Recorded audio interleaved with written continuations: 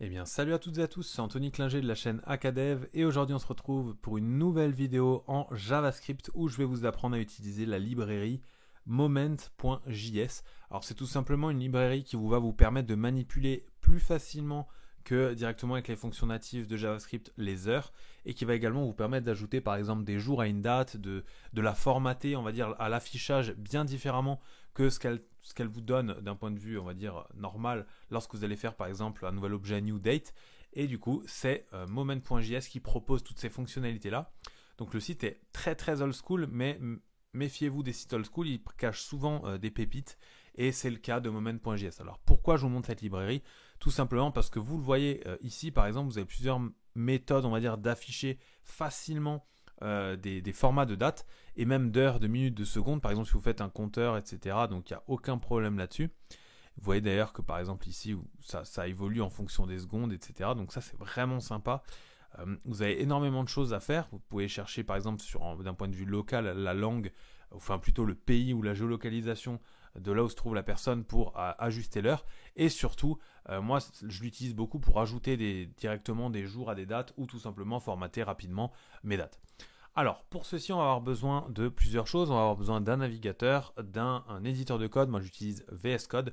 Dessus, j'ai mon index.html qui est directement relié à un style.css. Bon, ça a peu d'importance aujourd'hui, encore une fois, mais ça va nous permettre directement de générer du code dans notre éditeur, enfin dans notre navigateur. Alors moi, j'utilise Chrome. Normalement, sur Firefox, sur Safari, sur n'importe quel autre navigateur connu, ça fonctionne. Maintenant, encore une fois, ça va appeler JavaScript. Donc, si vous avez un navigateur, je ne sais pas si ça existe encore, mais qui ne lit pas le JavaScript, évidemment, cette vidéo n'est pas faite pour vous. Alors, pour commencer, ce qu'on va faire, c'est qu'on va appeler directement, on va déjà faire un H1, on va marquer tuto sur moment.js. Voilà, comme ça on vérifie bien que tout est OK. Voilà, j'ai mis un gros zoom, hein. Je vais même peut-être pouvoir un peu réduire tout ça. Voilà, on va encore réduire un peu, et voilà. Alors maintenant, ce qu'on va chercher à faire ici, déjà, c'est qu'on va déclarer un nouveau paragraphe avec un ID et on va lui marquer date, date actuelle, par exemple. Voilà. Et ici, on va venir déclarer une nouvelle balise script. Évidemment, vu qu'on va utiliser la librairie moment.js, on va devoir utiliser ici soit directement le script de moment.js, et pour ça, je vous invite à aller dans doc et la télécharger. Vous pouvez également la télécharger ici. Et sinon, je vous invite évidemment à utiliser le CDN. C'est ce que nous, on va faire dans cette vidéo. Je le mettrai également dans la description pour ceux qui ont la flemme d'aller chercher et pour être sûr au moins que ça fonctionne. Vérifiez juste qu'au moment où vous l'utilisez, la version est bien la bonne et qu'elle dispose des différentes fonctionnalités que propose moment.js. Là, on est en version 2.29. Vous voyez que derrière, là, on est en 2.29.4. Bon, c'est une sous-version, donc ça ne va pas poser de problème. Donc, je vais utiliser mon CDN. Alors, une fois que vous avez fait ça, il vous reste finalement plus grand chose à faire à part manipuler avec Moment. Et c'est ce qu'on va voir dans cette vidéo. Alors pour obtenir l'heure actuelle, c'est une première chose qu'on va pouvoir faire ensemble, je vous conseille de créer d'abord une constante, voilà, que vous allez appeler par exemple, enfin non même pas, pour faire plus simple, je vais directement vous montrer à quoi sert Moment. Donc pour ça, vous allez créer une constante que vous allez appeler heure actuelle. Vous allez faire égal moment. Et là, vous déclarez la fonction moment, vous faites point format, et là, vous allez pouvoir déclarer le format que vous voulez pour les heures. Alors, ça fonctionne grosso modo comme les dates en JavaScript, sauf que là, en fait, vous allez pouvoir changer rapidement le format sans passer par des explodes ou on va dire des choses comme ça, enfin des explodes, des splits ou des choses comme ça en JavaScript. Donc là, par exemple, si je veux afficher un format très simple de HHMMSS, ce qui nous fait du coup heure, minute, seconde, ici, j'ai plus qu'à faire un document query selector et venir chercher ma date actuelle, faire un inner HTML ou un text content, hein, c'est la même chose, sauf que là on n'a pas besoin d'envoyer du HTML, donc on va utiliser text content, on vient copier notre constante ici, on la colle là, on rafraîchit, et là normalement, alors qu'est-ce qui bug? On va aller voir dans la console, the server response 404, moment is not defined. Alors j'ai peut-être fait une erreur d'import du CDN. Donc ce que je vais faire, c'est je vais aller ici, je vais aller chercher du coup moment.js directement ici, ou alors ici même. Voilà, on va prendre le plus récent. Voilà, ce sera plus simple. On va prendre celui-là. Et on va venir le mettre à la place, parce que vu que moi j'avais copié un autre, mais peut-être que ça marche plus. Voilà, donc là ça fonctionne bien. Je tourne la vidéo à 19h30, ça fonctionne bien. Bon là par contre, vous voyez qu'on n'a pas les secondes qui sont automatiquement rafraîchies. Alors ici vous voyez que c'est le cas, mais ça c'est tout simplement parce qu'il y a en fait des... Alors sauf erreur de ma part, il y a en fait des set timeout sur ce genre de choses, puisque là c'est que du texte, et ici en fait le set timeout vous permet d'afficher à la seconde du coup la nouvelle date. Donc pour faire ça, je vous montre une fonction très très simple. Alors là on a fait notre moment.format, etc. Donc en fait ce qu'il nous suffit de faire, c'est tout simplement de créer une fonction set intervalle, pardon, pas un set timeout, qu'est-ce que je raconte, de créer une nouvelle fonction fléchée toutes les 1 seconde, vu qu'on va vouloir chercher toutes les 1 seconde, et d'ici venir coller du coup le changement, ce qui du coup va vous permettre toutes les secondes de venir rafraîchir cette date. Donc là, sachant qu'on a mis les secondes, normalement on va également changer la constante ici, parce que sinon ça va ne pas fonctionner. On va rafraîchir tout ça, et là normalement toutes les secondes ça devrait fonctionner. Donc c'est ce qu'on voit juste ici. Je ne sais pas si vous arrivez à bien voir, je vais zoomer un petit peu. Oh. Voilà. Et là normalement vous avez cache la date. Vous pouvez évidemment également l'ajuster dès le départ, la mettre pour qu'il y ait quelque chose et pas du vide dès le départ. Donc là vous voyez que c'est quand même très très simple d'afficher une horaire, sachant que vous pouvez en faire de même avec du coup ici les champs de date. Par exemple le fameux YYYMMDD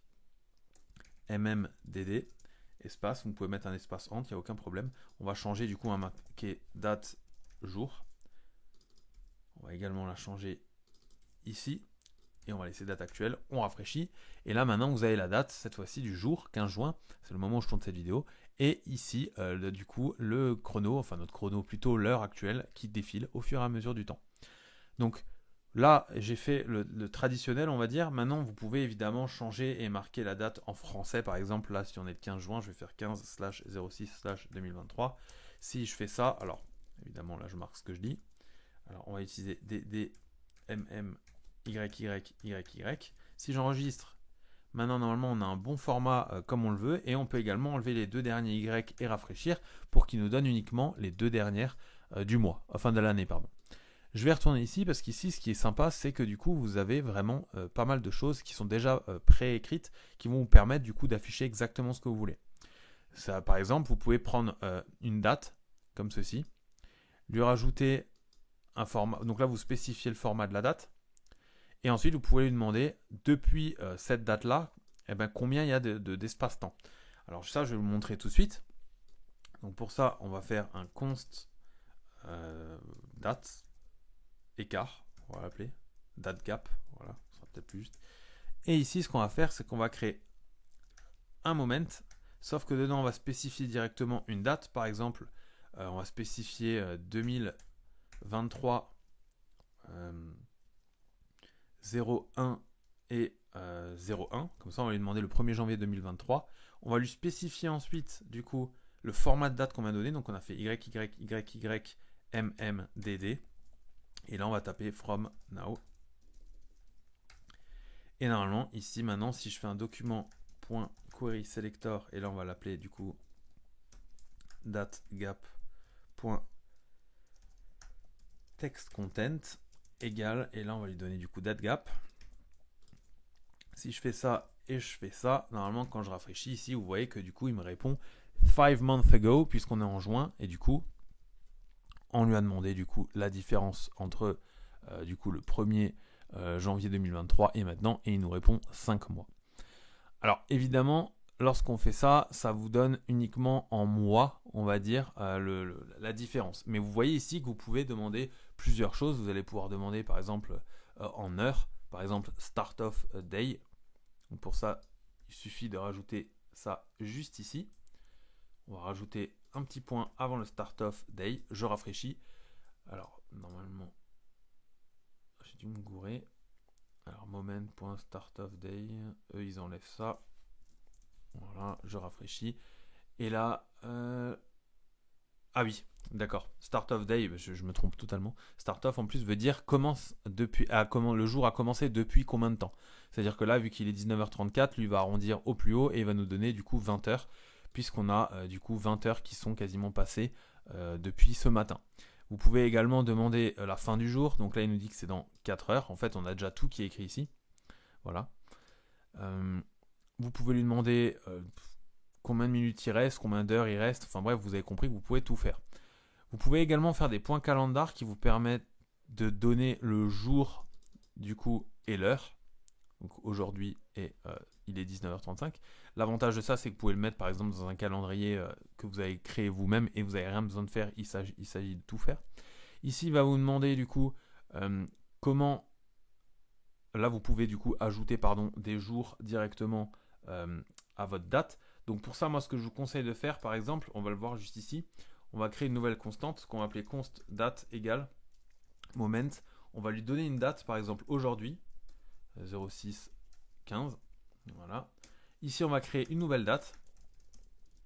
Et là, on va faire date.add. Et là, en fait, on va pouvoir ajouter directement des jours à cette date. Vous l'avez compris, vous pouvez également faire un moment ici, juste un moment si vous voulez le jour actuel sans avoir à le spécifier. Ça fonctionne également de la même manière. Et dans ce add, on va passer 2 arguments. Le premier, c'est le nombre de jours, par exemple 3. Et là, on va marquer days. Comme ça, on lui spécifie qu'on veut du coup la date dans 3 jours. Et là, ce qu'on peut faire, c'est du coup un document.querySelector de date gap et lui donner text content. Voilà, nouvelle date. Et là, si j'enregistre et je rafraîchis normalement, voilà. Alors évidemment, c'est pas bien formaté puisqu'on l'a pas formaté pour le coup. Mais du coup, il vous donne effectivement le 18 juin, ce qui sera effectivement dans 3 jours. Voilà. Donc ça, c'est quand même pas mal. Ça vous permet de gagner du temps par rapport aux utilisations natives, comme je disais, de JavaScript avec les manipulations des dates et des heures. Donc évidemment, là, je vous ai montré 2-3 manipulations. C'est vraiment pour vous initier à Moment.js. Vous avez également d'autres choses qui sont assez sympas à voir, notamment moment.local, qui vous permet de choisir directement. Donc là, moi, je vais choisir par exemple la France, qui est juste ici, French. Et là, vous voyez qu'il m'a bien spécifié du coup en local l'heure, la date, etc. Et même du coup le content. C'est-à-dire que du coup ici, vous allez pouvoir effectivement spécifier en faisant moment.local. Du coup, vous allez pouvoir voir sur quel support il se base. Par exemple, si je fais moment.local ici, je rafraîchis, il ne se passe rien. Par contre, si je fais un console.log de ça, voilà, je rafraîchis. Là, vous voyez qu'il me donne EN. Parce que du coup, je suis sur Chrome et que de base, là, j'ai spécifié que c'est de l'EN vu qu'on n'a rien spécifié d'autre.